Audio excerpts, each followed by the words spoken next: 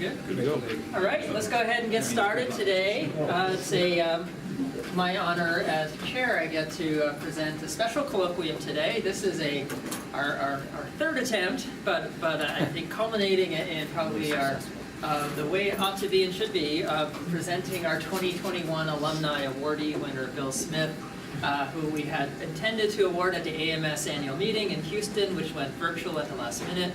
And then we weren't able to connect in Colorado, but I'm glad that we were able to make it happen to have you come join us today. And it sounds like it's been a great day with an opportunity. Just listening to Bill talk earlier this afternoon about his work, it sounds like you would not imagine that he's a professor emeritus, but kind of right in the thick and middle of everything that's going on right now with the work going on with geostationary satellites and hyperspectral sounding and improving weather forecast models with a variety of fusion techniques with them. And so I'm really looking forward to hearing what we'll have. You got the full bio here. I'll just read you what the remarks I was going to say 2 years ago. But Bill Smith received his master's in 1964 and PhD in 1966 from what was then called Meteorology Department at the University of Wisconsin-Madison. This was back in the days when, as I learned from Bill, the department was still over in Science Hall. It was kind of the last few years before they moved over here to this building, which was just being constructed at the time. During his time, both here and then later, he made fundamental contributions to ground, aircraft, satellite-based infrared radiation measurements or infrared sounding of Earth's atmosphere. And you can actually see here both in his master's and PhD thesis titles, work that was, as John was just telling me a second ago, John Young, that are pretty pioneering. If you just look at the titles alone, or maybe not too far off from the types of titles that even current graduate students write about. Over the course of his subsequent career as a professor in the Atmospheric Oceanic Sciences Department, scientist with the National Oceanographic Atmospheric Administration, Bill advised and mentored 56 graduate students and published over 200 papers in the peer-reviewed literature, and also served as director of the Atmospheric Science Division at NASA Langley. He's currently living in Southwest Virginia. In the 70s, Smith was also instrumental in establishing the Cooperative Institute for Meteorological Satellite Studies, or CIMSS, which has been a productive relationship between NOAA and here at UW, as everyone in this room knows very well. Bill's responsible for, quote, visionary and pioneering hyperspectral resolution sounding techniques, a little bit of what we'll hear about today, that are still being used on current polar orbiting satellites and planned for future polar and geo satellites. And quote here from National Weather Service Director Louis Cellini, Bill's been the forefront of satellite sounding in the atmosphere and its application of weather forecasting since the earliest days, and there are many within the atmospheric science community today who consider Smith to be the father of atmospheric sounding.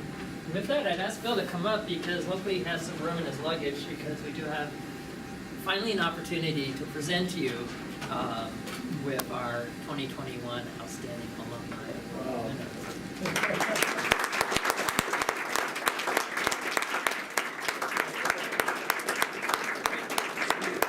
Can somebody get a picture of that?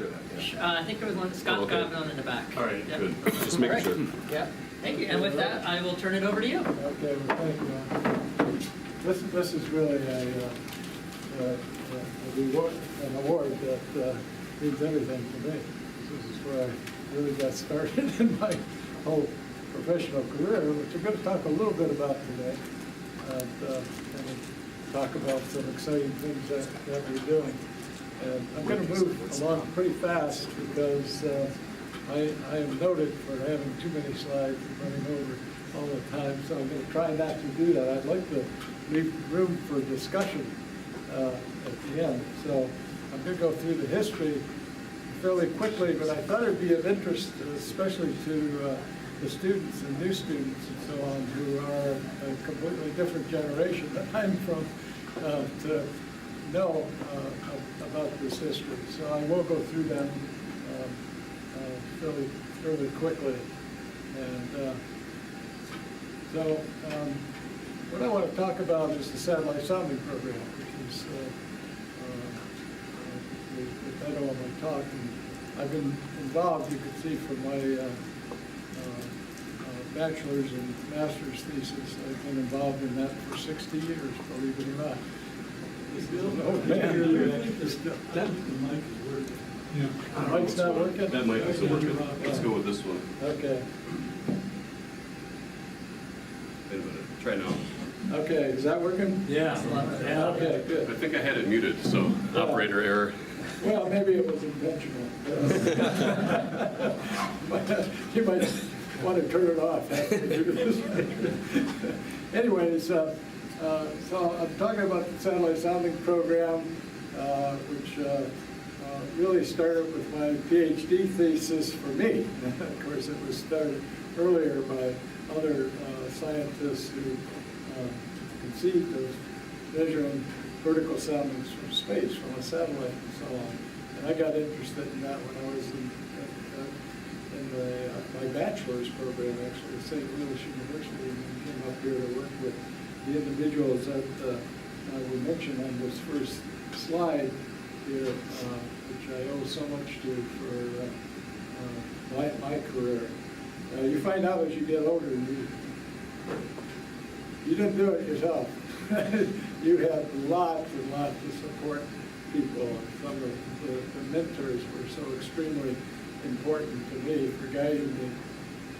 And as you'll see, a lot of the people here, both in the Department of Space Science, were instrumental for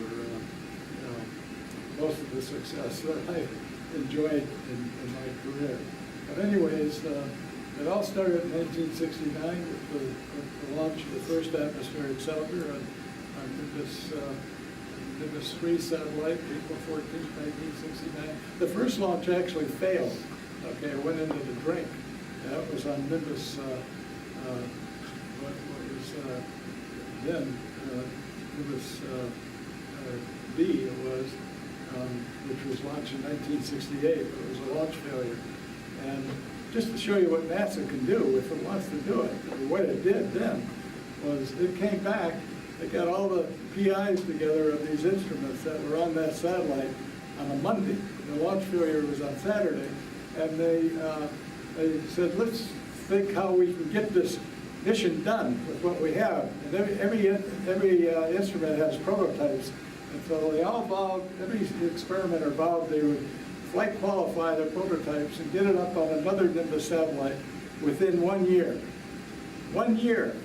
Well, the first launch was on May, I think it was May 13th, 1968. The backup, the second one, April 14th, a month earlier, in 1 year. They can do it, and it did it. And also, that data at that time, we were getting the data by tape recorder. It was being transmitted downward from the ground station. That was recorded on the satellite, and so after every orbit, we could actually pick up the data, and we did that the very first day on the launch day. And someone who I'm sure many of you older guys anyway know, Hal Wolf, was working with me. He was with the Numerical Meteorological Center, and I'm creating a system to process these data from the very first sounder. And a funny thing happened there. It's very instrumental, though. A lot of people in the what's now called MSEC, but it was NMC then, were skeptical that you could sound the atmosphere from space. They said, you can't do that. This can't be done. And pretty high-level people. And anyways, we were out to prove that they were wrong. And we were so excited when the instrument was working and transmitting these data that Hal Wolf and I would, we grabbed eight orbits of data. We stayed at NASA all night to watch the launch, and then we stayed there to get the first 8 orbits of data, which gave us global coverage. We took it back to Suitland, where we worked, and where INSEP was also located, and we hand plotted these charts globally. And we plotted the 300 hectopascal, or millibar, geopotential height distribution. And we hand analyzed it. We didn't have computers to do all this stuff in those days. So, oops, sorry. Anyways, so we were so excited. It was 8 o'clock in the morning when people started coming in to work. And we were, of course, exhausted from staying up 24 hours anyway and doing this work. But I called Fred Schumann, who was the director of NSEP, and I said, Fred, I got something to show you. And he said, what, I'm a new sounder? And I said, yep. He said, I want to show you something. And he says, okay. He says, I'm going to get all my directors together, you know, head of operations, head of aviation forecasting, all these people together. And he says, you come down and show us. So I went downstairs with these hand-drawn charts, and I put it on the table, and they all were looking at this. And Harlan Saylor, which was one of the persons, says, oh my God. I said, uh-oh, what's wrong? What did we do wrong here? He says, I said, what's wrong? He says, nothing's wrong. He says, we've been taking flack all morning from the airlines for missing the jet stream, and there are strong headwinds from Japan across the route to Japan for the U.S. airlines. And he said they've running out of fuel, and they've had to stop in Alaska and the North Island before they get to Tokyo. And they said, here, you've got it depicted. You caught it. And they went from being naysayers to asking the question, well, how soon can you make this operational? And now Wolf and I said, oh, give us, maybe 8 weeks we can do this. And Hal Wolf was scratching the back of his head. I don't know if you ever remember doing that when you ask him to do something that's challenging. But what's Smith getting me into now? And anyway, so we did it though. We started delivering the data in orbit by carrier from NASA Goddard to Suitland, where data was processed within 6 weeks on May 22nd of that year. And NSEP started putting it into their models. And sometimes the first experiments you do are the best. And it was certainly a pretty good one here too. We had Sears pass, Sears A pass, going right over the Pacific off the coast of the United States, and depicting a cutoff low pattern here, whereas the operational analysis, which didn't have the Sears data, of course, the operational one had this more diffuse pattern, and that led to a big difference, the factor of 2 difference in the air in the 3-day forecast for the U.S. And that's shown here. I'll go quickly here a little bit. It proved that these satellite soundings were going to be valuable. And so they started using it in their final analyses after that time. And it's debatable, there are good points and bad points in what the data did to the forecast, but that's how it started anyways. The big problem with those early instruments was the field of view size was so large, there was cloud contamination in almost all the footprints. And the infrared doesn't like to go through clouds. It can't. Clouds are fairly opaque. Thin cirrus, of course, can get through, but clouds are fairly opaque.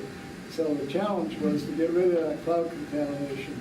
So I led a couple experiments to do that by going to very high spatial resolution, from 150 kilometers to 30 kilometers in the first one, and clustered sampled, and using a technique for deriving the clear air within a collection neighboring a cloudy field of view, which works quite well. And then, of course, onto the HERS and Nimbus 6, which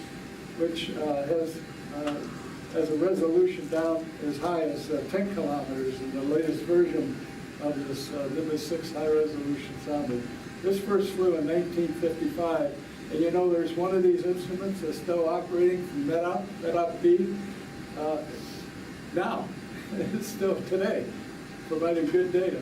And I think that people are using it for climate records and so on. And anyway, it's that is still operating. And that'll be the end of it, though. NOAA's retired. It's what we call the satellite infrared radiation sounder HERS. And in any event, you all know about CIMSS, of course. Many of you are in CIMSS. And that was really a creation of Vern Sumi. Sumi, as you know very well in this setting, that he was instrumental known as the father of satellite meteorology. Anyways, Vern proposed to put one of these sounding devices like we had on the low orbiters on a geostationary satellite. As you know, he created the geostationary applications of imagery data for doing all kinds of things like tracking winds and, of course, observing convection with storms and all that stuff that's used in nowcasting and on our weather channels and everything today came from SUNY's creation. So he said, why not put a sounder on it? So, and I was working on that program too to create a processing system like we did for the early satellites to work with what was called the VISR atmospheric sounder. There's a spinner that we put up there. So a group of us came to Madison in 1977 and so on. And we developed that processing system largely based on a couple of polar satellites that were in orbit so that we could get time consecutive data and use that to prepare for VAS. So VAS was actually launched a few years later in 1980, and the first results were outstanding. You could see the diurnal variation from the very, some of the very first data, the circulation of the atmosphere and how it changed with time. And we also proved that it did help severe weather forecasting. We look at a short period, what we thought was short period, then hourly time changes in the stability parameter total totals. And when you get large increases in total totals, that means rapid decreases in thermodynamic stability. That's where all the storms would form. Not all of them, but many of them. And this was an image before those storms formed. You can start to see how convection is just starting here. And the total says you should expect some severe weather, intense convection in this area. And sure enough, there was a major outbreak of severe storms, and I think even tornadoes for this particular case. So Vern Sumi, his instrument, the VAS instrument, and there are many of us, some of us are in this room that worked on that VAS experiment and getting ready for it. It did show that the geosounder would be very helpful in forecasting convective weather. And but we also realized at the time, Hank will remember this, of course, that it said, the time resolution and the spatial resolution is great, but the vertical resolution is not so good. And because these was a low spectral resolution, low number of spectral channel instruments, and the problem was then that we had inconsistent vertical resolution to support the high spatial and temporal resolution that's needed for forecasting convection. So we knew, even before we ordered VAS, that we need to improve the vertical resolution of these devices. And that's what led to the hyperspectral concept that we had there in the late 70s. And we started working on this and developing a follow-on to VAS that would have high vertical resolution. And the reason for the high vertical resolution, what we found was that you needed many, many, many more spectral channels to get high vertical resolution. Having like 8 or 14 spectral channels like the early Sears instrument had, and so on, just didn't give you high enough signal-to-noise ratio on the vertical resolution. And this is a theoretical demonstration. I think Tim Schmidt was in some way responsible for this, but it turns out it came from me. But what it shows is for both water vapor and temperature, as you increase the spectral resolution, as you increase the spectral resolution, which increases the number of spectral channels, independent spectral channels that you can have, then you get much higher vertical resolution. And it's due to Shannon sampling. Having a large number of estimates of the same thing enhances the signal relative to the noise. And, you know, what we do with space telescope image galaxies and so on, is we don't get that from one space telescope image. That comes from, you know, multiplexing a day or days of data together to bring that signal out from these distant planets out of the noise of the basic measurement. So it was all Shannon sampling that worked. And this guy, Hank, here, he's sitting right over here. He deserves all the credit, really, for making this concept work. NASA and NOAA gave us the money to say, okay, prove it. Put that hyperspectral on an aircraft and show us that this will give you a higher vertical resolution. And that was no easy feat. But Hank did it. He made this instrument work in the first place. Showed us how to calibrate it and everything. And we did our part in being able to show from aircraft data. This is an aircraft run here over a distance of 75 kilometers. And this is off Andros Island, actually. And this is the vertical structure of atmospheric water vapor. And we happen to have a radio sign right from Andros Island, right there in mid-flight. And you can see the details of the radio sign vertical structure in that hyperspectral sounding from this instrument is. And so that began to convince people that there was something to this hyperspectral concept, and it was important to get this in orbit. And we did get it in orbit, but not on the geostationary satellite, not as a VAS replacement, unfortunately, but it got it into orbit on the polar satellites. Japan actually launched the first HIS-like instrument, if you like, on AOS, more for trace gases and greenhouse gases rather than for weather forecasting. But you know, they beat us to the punch in 1996 with an instrument that did this. We experimented with some of the data, and then NASA flew AIRS, which most of you are familiar with, on the Aqua satellite, the polar sounder. They won a competition with our proposal for the FPS, but it's been flying since 2002, and then it went on European satellites, and of course the US satellites, SNPP or JPS, and the NOAA satellites today, and so on. And in China, copied our design actually for Chris, and they've been flying it on their FY3 satellite. And this slide came from a workshop, actually, a workshop that we held just a couple of years ago. And I took a slide from the workshop that was presented by John Eyre of the UK Met Office, which showed results from what we call forecast observational sensitivity impact experiments, or FSOI. And he showed these are the impacts of all the different sounding systems. There's microwave sounders, hyperspectral sounders, the winds from geosatellites, the EMPs, the radio occultation data. Oh, shoot. I was doing it on the phone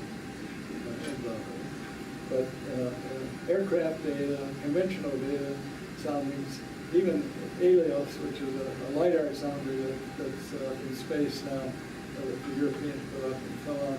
And it showed the hyperspectral data was not the best, not the most important. It was second to the microwave. But as Tony McNally pointed out in the same workshop, he said, well, that's because of the number of microwave sounders. There's 17 microwave sounding systems flying in orbit. If you consider all the what are called sounding instruments, plus the imagers and so on that contribute to these forecasts, this forecast sensitivity. And there's only a few polar hyperspectral sounders. There's like 3 times as many of these microwave sounders. And that Tony pointed out, this is a quote, it says, due to the number of sensors, microwave data have the largest impact. The one infrared spectrum is significantly more influential than a microwave sounder. So on a sounding for sounding basis, this really is the most important. But it doesn't matter, we need them all. We don't get perfect forecasts, we gotta have the data. So then around what took me away from Madison was work again done with the team here. And Hank again played a very large role in this with Dave Tobin, who's also sitting here, and others in the room to develop the geostationary version of the hyperspectral. We call it GIFS. And this was an imaging spectrometer. It's like your cell phone imagery, but on a satellite, large focal plane detector array, providing more than 80,000 atmospheric soundings every minute. It's very revolutionary, and we won this contract for a space program, and that took me to NASA because before we won this program, we felt, or I felt anyway, it was better to have someone on the inside of NASA promoting this program than just from the university.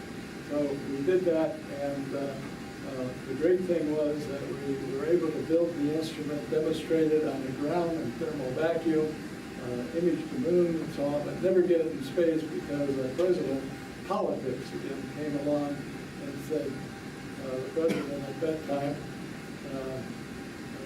said, I want NASA to go to Moon and Mars, the Centennial program, and he didn't give them any budget to do that, so NASA had to cut the funding for this program.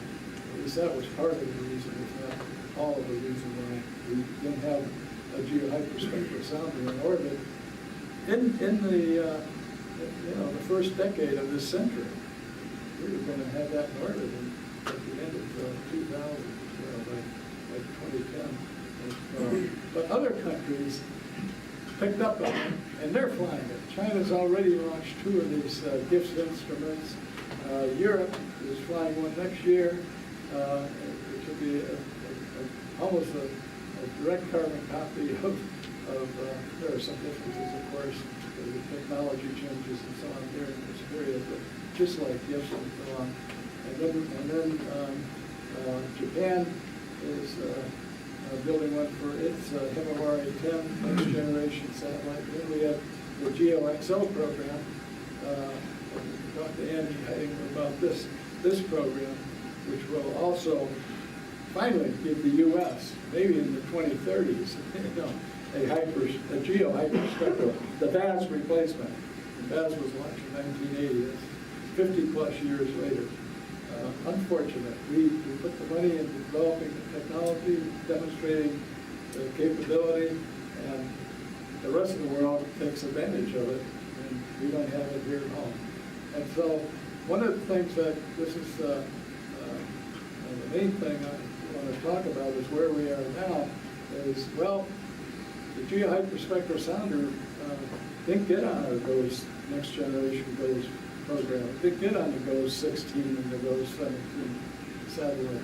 And so we said, we got to do something. And so then we had the idea that, well, we have geostationary data, especially for water vapor. It's not bad. This ABI instrument that we have on these satellites and the Siberi instrument that Europe was flying and other imagers, they have a fair number of water vapor channels. So for water vapor, there's information coming from the geosatellite. It just doesn't have the vertical resolution a hyperspectral sounder would have. But it has very high space and time resolution. So we got the idea of fusing together polar sounder data, which has the high vertical resolution, and the geostationary imagery. And we even added microwave data to it and so on, so we can get below solid clouds and things of that nature. And I want to say thanks to Elizabeth Weiss and Brian Baum, Paul Menzel, and so on. I guess Paul's retired, is that right? Is he really retired? He still comes in. He comes in, yeah. But Paul, as you know, he's been great for this program. In fact, he was the one who kept BAS going. He would create all the, what we used to call the program data loads for telling the ground station how to operate the instrument for severe weather forecasting. So he had a lot to do with the BAS operation, and he created this a technique. I was using an inferior technique really than what we're using now, but they were able to show a fusion technique where you can fuse data from one sensor to another, which have different properties, and use that to to predict what that data would be if it were had the same resolution as the other instrument. In our case, it was taking the high vertical resolution of the geosounder and putting it at the location and at the times that we measure with low vertical resolution the atmospheric water vapor, which is what the ABI measures. So it's a prediction scheme, really, or you can call it an interpolation and extrapolation team, where we use the KD tree search method, very fast method, where we can create samples of low resolution data coming from the ABI, low vertical resolution data, high space, high temporal resolution, and lower horizontal and temporal resolution from the polar satellite to get but high vertical resolution to predict what these data would look like if it was at the same time location as the geo-imagery. And it works. That's the amazing thing. It's not the real geo-hyperspectral, because the major errors in these soundings we create through this fusion technique, of course, are the diffusion errors, the fact that they're not at exactly the same place and time. So when you get further away in time, like the geostationary data might be right now, but the last data I had from the polar orbit over this area was 7 or 8 hours ago. You know, you can't predict that perfectly. We do use the model to help correct for some of these errors, and that seems to help a lot. But in any event, this technique, the game we were playing with this proxy data or fusion data was to try to predict what the errors in the forecast model were. And I'm just showing an example. We daily, every hour, you can see it right now. I'll give you a web address. So you can see these data over large areas, and it's not just what the water vapor distribution is. This happens to be the relative humidity of 700 hectopascals that's coming from largely the satellite, plus the model is in regions where there are no satellite data due to clouds and so on. And most importantly, the difference between the satellite measurement and the model. That's what we want to know. We know the models are very good. They give you the general pattern of temperature and water vapor and so on with astoundingly high accuracy. There's generally small errors, except where there's significant weather, where there's intense convection. Then the model does make errors. So what we predict with our fusion sounding method is the error in the forecast model. And if you can predict that error, that means you can correct it and then produce a better forecast. And so that's the game we're playing. And of course, there's still large gaps. You can see where the clouds are, where high water vapor saturated areas from the combined product. And you still see gaps that are due to clouds. Even though we have microwave data going into the system, it's not perfect. And this is work in progress. These gaps have to be, we think we can fill these significantly than what we have right now. And so, of course, having the geo proxy, the geostationary, we got this in real time, in high temporal frequency. We can see how these errors propagate in time, too.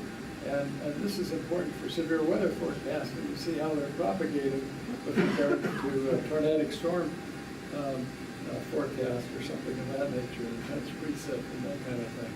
So we're predicting the error in the model fields, the best models that are available today for this purpose, convective weather forecasting, the HER, which is a very good model. And then we're taking those corrected soundings. We take the model plus the satellite data, and then we put that into a forecast model, which is like the HER. But we do it as if it were a geohyperspectral, if you like, system. We start with an initial condition, which is coming from the HER or RAP in this case. We have what we call the polar hyperspectral plus the ABI, the proxy observations, and they're going in for a 3-hour period. We keep putting these data into the WRF model, assimilating this data, which spins up the dynamics of the atmosphere. It's not just the water vapor and temperature that are important to initialize, but also the motion, especially vertical motion and things of that nature for predicting convection. And anyways, then we run these forecasts out. And there are millions of observations every hour that are going into these forecasts. And of course, it's hard to show that it makes a difference in the forecast. That's already very, very good. But I'll show you an example of how you can prove it. And that is, here we're looking, this was recent. This was just a week or two ago, a couple weeks ago, the 20th of October, actually, where we're looking at a 6-hour time change in relative humidity. I could only show one level here. I took the middle of the atmosphere, 500 hectopascals. And this is the change from the 6-hour forecast, what we call the SAT-WRF. This is where we've assimilated these satellite soundings. And the initial condition, which came from the control, which is very close to the HER, very close. I'll show you that in a moment. And you can see these are the changes that take place. If your forecast was persistence, of course, these would be forecast errors. But this is just showing the change. And what's shown on top here is what the retrievals say it is. The satellite retrievals, these proxy retrieval observations. They show that very wet, a lot of wettening here. The red areas, height increases in relative humidity. Blue is very drying and so on. And this is what the WRF model shows for the same thing, but it's the 6-hour forecast where we initialized it with the satellite data. And you can see the radiosonde data. That's these circles here. Okay, this color is from the radiosonde. It's the radiosonde minus that initial condition. And you can see how that is used to validate what the satellite retrievals are showing, and also used to validate what the forecast model is showing. Okay, but a lot of this, most of this is coming from the forecast model, not from the data. And you can see that by, instead of referencing it to the initial condition, reference it to the best forecast you can get without the satellite data, which is the control forecast. And as I say, this is equivalent to doing it with respect to the operational HER forecast. And then these differences that you see are errors in the forecast, all right? And this is what the retrieval data shows, and this is what the SAT-WRF, the 6-hour forecast shows. And you can see the verification of the radiosondes, the blues where the forecast says it should be blue, and reds generally where it says, or high values where it says it's moistening. And the scale is very small. Water vapor, the horizontal variability is so large that you got to be right on, space and time to be able to validate these things. It's very hard to validate something that's good. The model is that good with satellite data. But if you flip back and forth between these two, you can see the effect of the data, because these are showing the errors in the forecast observed by the satellite for a high resolution, and forecast with the SAT-WRF model. with the Hurlak model where we've assimilated these sounding data. And so I think this is fairly convincing that, you know, that you can do this. You can, these wiggles, these blues and wets, these differences that we're seeing are real. They're real errors in the forecast model and the control run, which is the forecast that doesn't use the satellite data versus the one that does. And so that's a very important result. And you can see from statistical observations, this is very important, that from statistical observations, because most of the atmosphere, most of CONUS is benign. There's not severe weather, there's not everywhere, there's not convection everywhere. It's fairly limited, but it's where it's limited is what counts. That's where people are losing their lives, property and so on. That's where these tornadoes are different. And so if you do statistics, you know, just compare with radiosondes, forecast minus radiosondes, the green is the operational HER model, and the blue is the SATWORTH model. And so what you're competing is all these satellite observations against the conventional data upper air network that's initializing these operational models. And there's a lot of data going into the operational system. It's not just 0 and 12Z radiosondes, it's all the aircraft data and so on. They're providing a significant amount of operational data. And that's why they're so close. In fact, it's amazing to me that the satellite retrievals come as close to the operational database. But you'll see it's just slightly poor, you know, less than 1% throughout the column. And so statistically, overall CONUS, you might say, well, what good have you done with the satellite data? But the point is, look at where you have extreme weather, where the operational model, the HER model, is not correct, all right? And you know that from the radiosonde. So you just classify your data in terms of good HER and bad HER. Bad HER, as we defined it here, is where the difference between the operational forecast and the radiosonde data is more than 1.5 this standard deviation here. That's all. Worse than that, we call that bad HER. And then we look at, and that forecast there, standard deviation of the air, is this guy right here. You know, it's only, what is it, 1.5 standard deviations, what, about less than 15% of the data, 10% of the data or so. These are extreme cases. And then you look at the satellite forecast for those exact same points, and you see it's over here.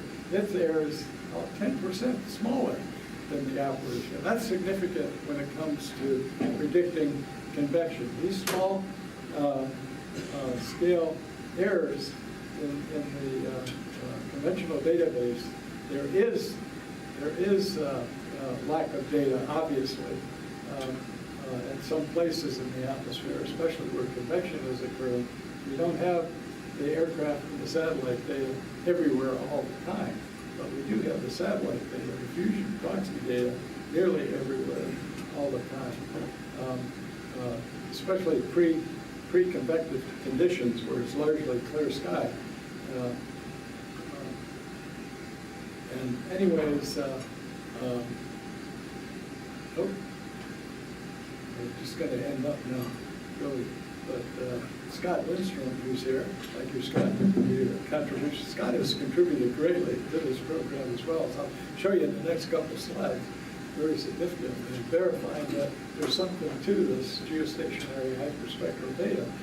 And that is, he showed, I think, with Brad Pierce, they showed this image that Scott created. And it shows when they put these data into the AWEB system, which is the National Weather Service forecast system, that's just showing how the evolution of Cape, okay, with time. And this is geostationary imagery.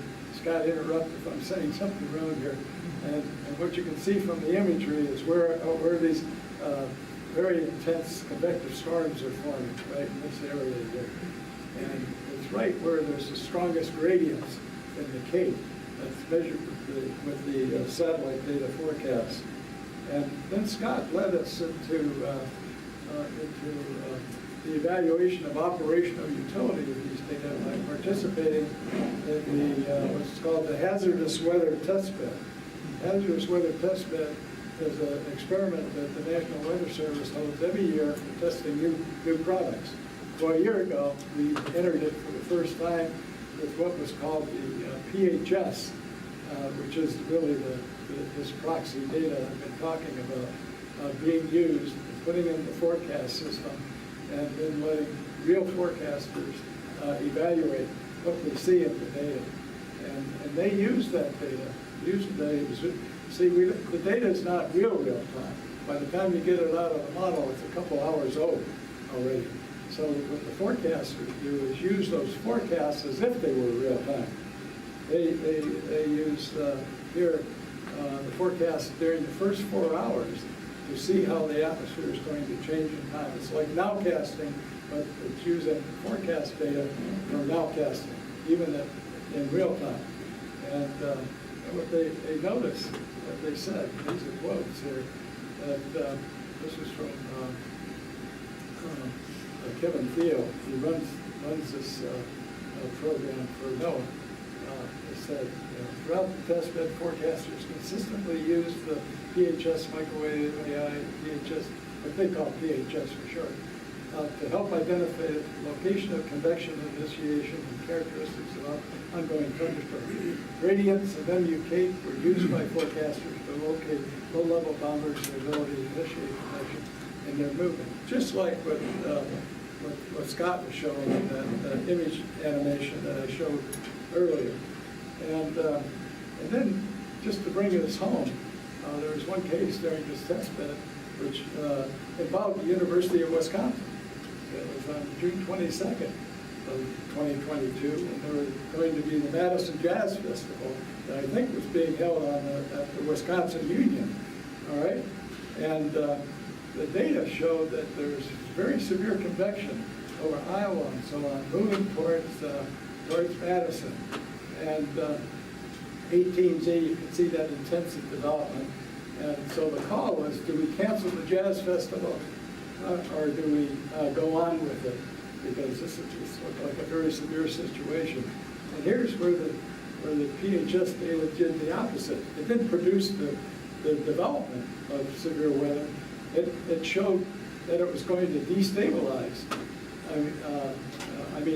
rapidly stabilize in time before the Jazz Festival, which was going to start a couple hours after this time. That's this blue area here. So it permitted the Jazz Festival to go on. And maybe some of you were even at that festival. Bill, I'm just going to add that these festivals that the ESS was done at HWT were invented by Kevin Field, so they're all fictitious. You just pick the location, really, and said, okay, we're going to think there's a festival here, and if you're in the weather burst. Oh, yeah, this is a test. This is not a test real. bed. It's not real. I don't remember. Sorry. Thank you, Scott, for pointing that out. This data is not going into operations. It's being evaluated for its utility. Yeah, right. But this is the way you would react, by seeing that data.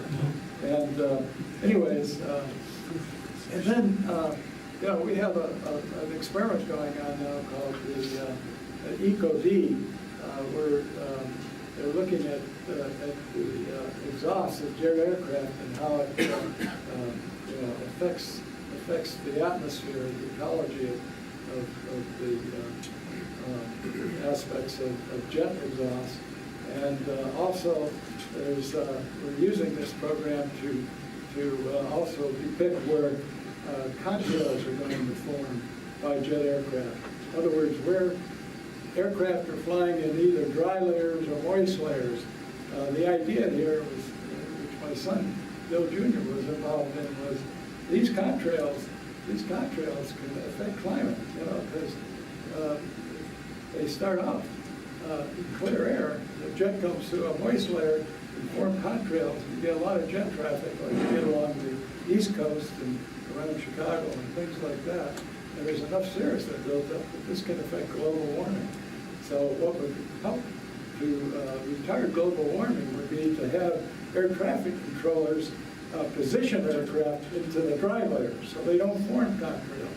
So the idea is to use high vertical resolution moisture data for controlling aircraft altitudes and so on, to help negate some of the effects of greenhouse gases and so on in global warming.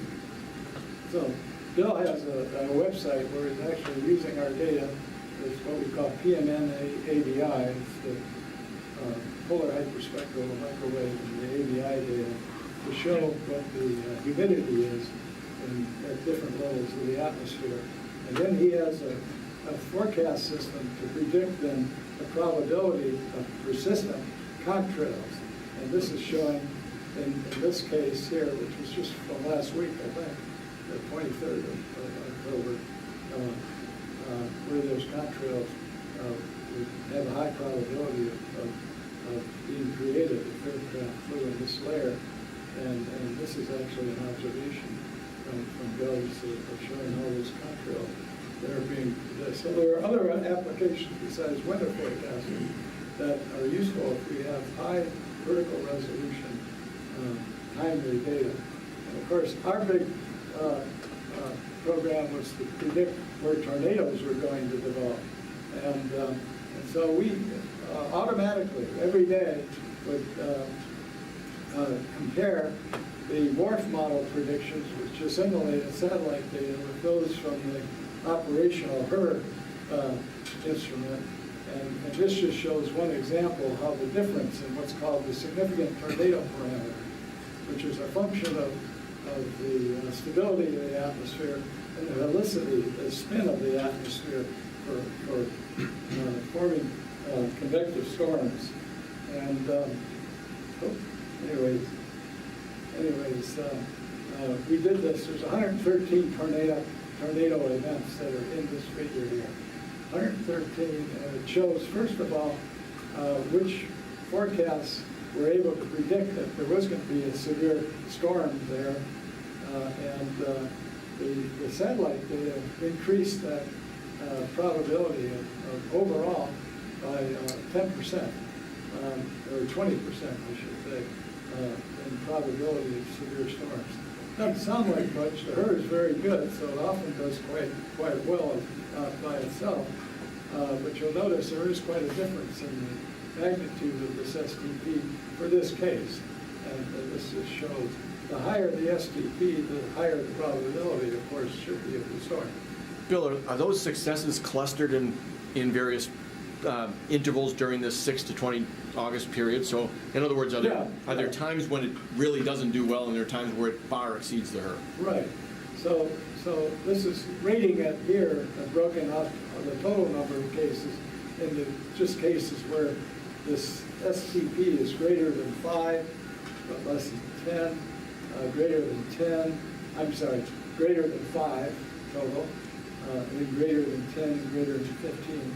And you see the operational forecast is fairly good for low STP levels, but some of the very severe storms is not as sensitive. So I call this the sensitivity to tornadic development. And this statistic shows that it's significant. Okay. And there, we have published these dramatic cases where we've had tornado outbreaks in Tennessee and other places where we've had very clear depictions where the satellite data has improved the forecast, and even improved the timing of the initiation timing and so on. But statistically, it's very hard to show this, because storms are such a small part of the country. So you got to stratify your data somehow. I stratify it by STP in this case. So my perspective, this is the end of the talk. That is that yes, over the last 60 years, which is my part of the satellite program, there have been very significant improvement in the prediction of weather, both on the global scale, as I showed earlier, from UK Met Office and ECMWF and so on. But these data make a difference in global forecasting. But certainly, particular interest in our case, anyway, is what it does for predicting tornadic storms. Storms that cause life and property loss and so on. And we can see that the proxy, which is simulating what a geohyperspectral sounder could do, does make a positive difference. It should improve definitely our ability to forecast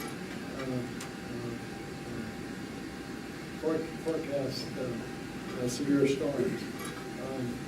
And we've shown that, but the best I feel is yet to come. And that's because NWP operational systems aren't using these data.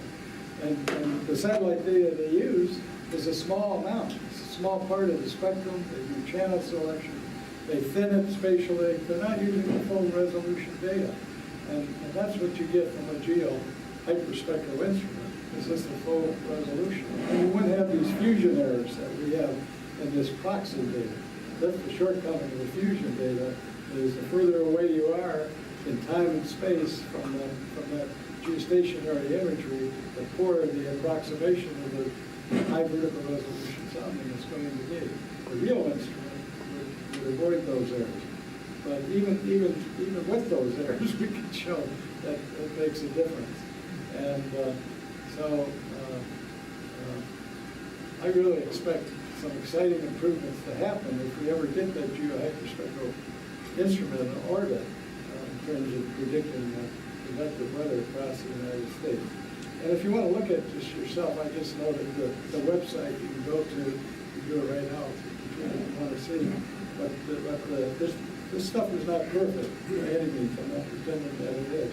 But it is informative. It does give you information that I think above and beyond what's being done operationally today, even though it's not the real geohyperspectral sounding, it comes close to it. And so I thank you for your attention. I'm not getting a lot of time for questions, but and most of all, it's great to be home again with all of you, and this department, and certainly SSEC has been the most important part of my professional life. So this family, that's what we're looking at here. And anyways, I just thank all of you, the faculty, the students, the scientists and engineers, very capable ones, that made me look good. I'm not that good, but they made me look good in doing these things. So I thank you for that. You're a wonderful family, and you've made my professional life over the past 60 years both happy, productive, thanks to them and their work. And most of all, the reason I still do this at 81 years old is because it's fun. It is really fun for me. It gives me reason to get up and jump out of bed in the morning and go look at these data and forecasts. So hopefully we have a few minutes for questions, and I'll stay around long. Anybody else wants to stay around and talk to you regarding this work. So thank you very much.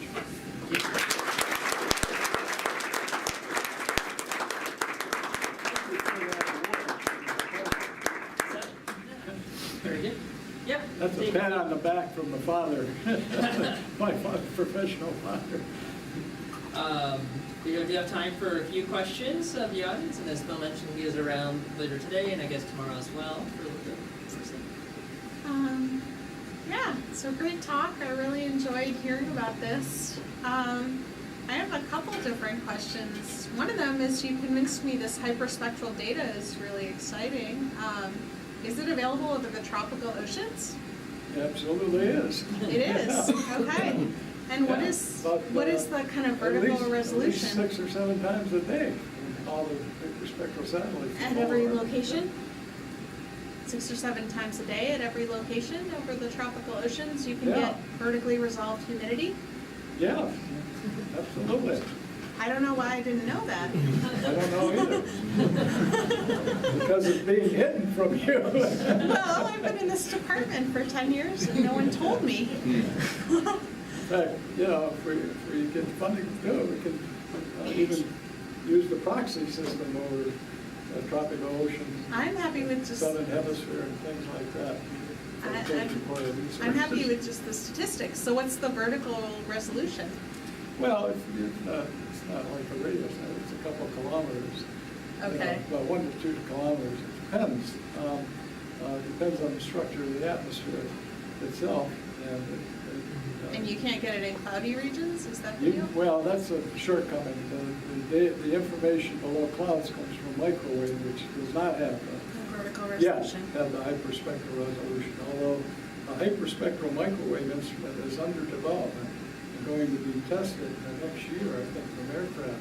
So it's sort of where we were with his, 40 years ago, but in the microwave. If that works, that'll be a real breakthrough too.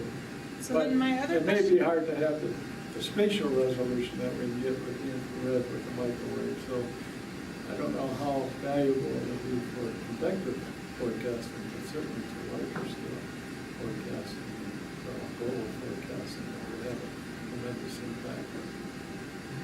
So then my other question has to do with what layers of the humidity matters the most for predicting this kind of severe weather that you're interested in? And Well, whether upper people layer, understand for sure. it's the the upper lower layer? atmosphere, yeah.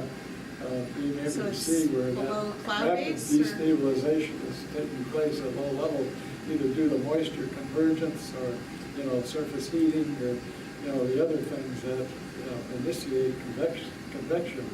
That's very important. But also the upper atmosphere, the mid-troposphere in particular, it takes warm, moist air and cold, dry air to get rapid convection.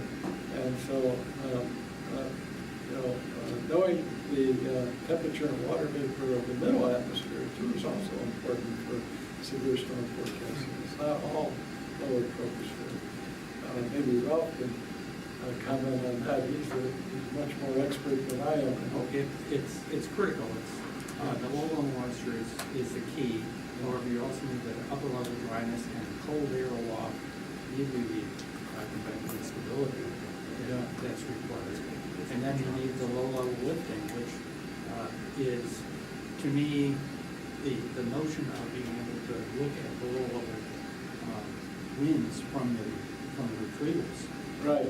Is Yeah. again another byproduct Absolutely. of the full spectral resolution that you can't get by simply assimilating a limited number of radiances Right.